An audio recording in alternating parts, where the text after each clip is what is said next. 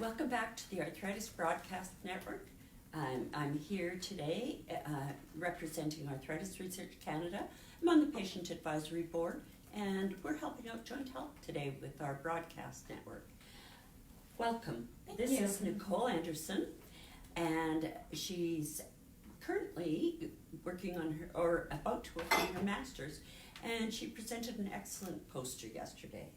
So, I know that your mother's in the field of rheumatology. Is this somewhere where you can see yourself going? Absolutely. I really enjoy research in rheumatology. And is it the research part that's interesting you most? I think so, but I would also be interested in doing some clinical psychology as well. Excellent. Excellent. And that's what you have been studying, psychology? Yeah, exactly. And you're just waiting for your acceptance into your master's program at? McGill University. Wonderful. Wonderful. So you'd be a great asset. I was talking to you yesterday at the poster. And can you just explain a little bit about what your poster was about? Absolutely. So my poster was about major stressful life events. We looked at people with early rheumatoid arthritis, and we knew that a lot of people believe that their disease onset was due to a stressful life event, and so we wanted to look into that a bit further, because when we looked at the literature on it, the studies showed that a lot of people do believe that their disease onset is due to a stressful life event, but we're not really sure yet if this is the case.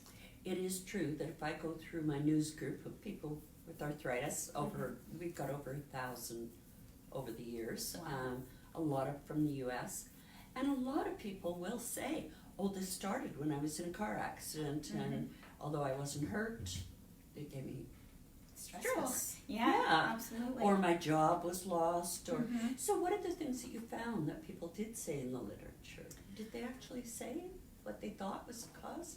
Yeah, so we found, first of all, that most of the stressors that people reported were psychological stressors over physical. There were some, of course, but it seemed that it was predominantly psychological stressors.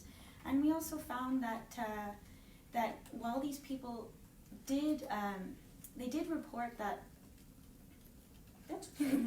So we found that people who had experienced stress reported that their was it joint or fatigue? Yeah. So they or a combination. Yeah. So the people who did report stress reported worse sleep, worse fatigue, worse pain, and worse general well-being.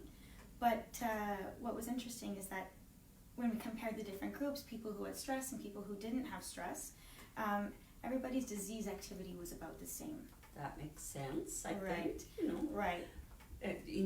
Your disease activity is going to be the same, but despite your psychological, but maybe you won't handle it quite as well.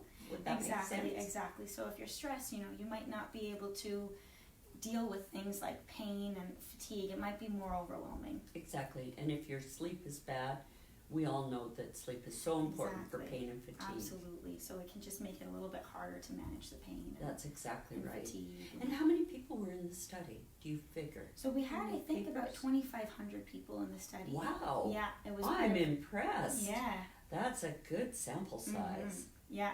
And how about differentiating between male and female? Was there sort of an even or a lot more female? Good question. So we found that there was actually a lot more female patients in the rheumatoid arthritis study.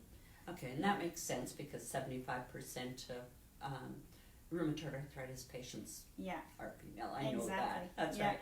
And plus, if it was a survey type or a talk, quite often there's more women that participate in these. Yes. Seems like it. So, do you see something coming out of this as to something you'd like to follow up on? Good question. I'm really interested in helping patients with rheumatoid arthritis to be able to be understood by their physicians. And so hopefully one day I'll open up a practice and I'll be able to work with patients who have these sorts of chronic diseases. It's a fascinating field because it encompasses not just rheumatology, but cardiology and everything else. Exactly. Yeah. And they really need our advocacy to be heard.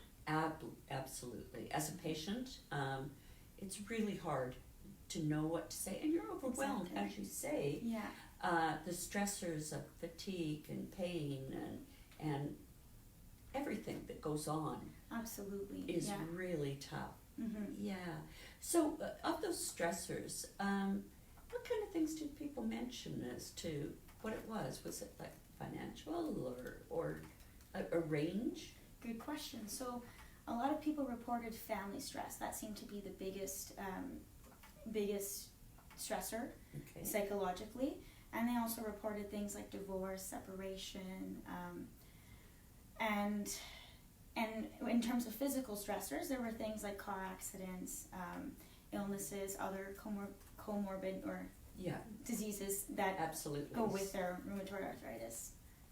Well, I look forward to hearing about some more stuff because Thank I you think very you've much. got a paper that can be expanded upon very Mhm. easily, Yeah. and I'm sure that your findings, were found to be very interesting. I know they were to me. So, Thank you very much. so have you been able to get into some of the talks?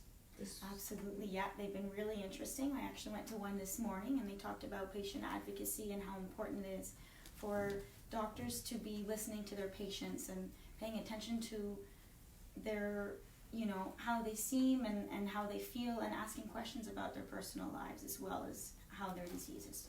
I know that does affect most of us. Yes. People say, oh, well, I really would like to go to Arizona, or I'd really like to go to Mexico, because when I was on holidays, Mm-hmm. I was fine. Yeah. Well, it makes sense that when you're on holidays, your stressors are less. But I can tell you that even in Mexico and Hawaii or wherever you go to that's so wonderful, there are just as many rheumatology patients. Yeah, So, yeah, exactly. it's sort of where you are. Anita, are there any questions from the audience? Do you have any tips for students who wants to do a similar study as you? Can you talk about your starting process? Absolutely. So I was fortunate enough to have a supervisor who worked with the CATCH group. The CATCH is the Canadian Early Arthritis Cohort.